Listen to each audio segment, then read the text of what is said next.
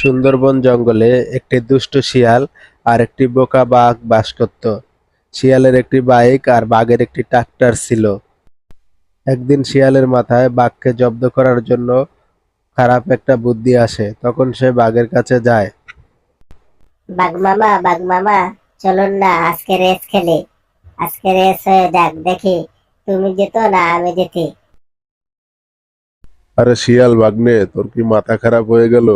তোর এই ভাঙ্গা ভটভুটি মোটরসাইকেল দিয়ে তুই কি আমার ট্রাক্টরের সাথে পারবি? আরে চলুন না মামা, পারবো না না পারবো দেখাই যাক। চলুন তাহলে রেস শুরু হয়ে যাক। এখান থেকে যে আগে ওই নদীর পার পর্যন্ত যেতে পারবে সেই জিতবে। 1, 2, 3.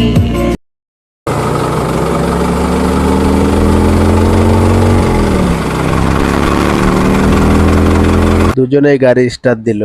একবার শিয়াল আগে যায় তো আরেকবার বাঘ আগে যায়।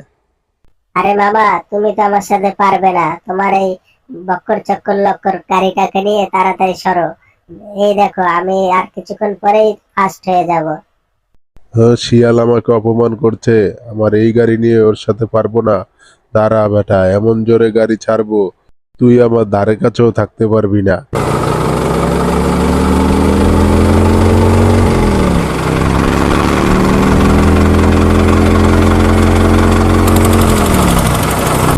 শিয়াল তার মোটরসাইকেল নিয়ে বাঘ মামার আগেই নদীর পার চলে যায়। আর বাঘ মামা তার গাড়ি এত জোরে ছাড়ে যে ব্রেক কন্ট্রোল করতে না পারে, গাড়ি নিয়ে নদীর ভিতর ঢুকে যায়। হ্যাঁ হ্যাঁ, বাঘ মামা কি খেলা দেখালে গো, সেই মজা পেলাম। ইস, আমি যে এখন এখান থেকে কিভাবে উঠবো? থাকলো। বন্ধুরা, তোমাদের এই গল্পটি ভালো লাগলে অবশ্যই একটি লাইক দিবে আর চ্যানেলটি সাবস্ক্রাইব করে আমাদের পাশে থাকবে।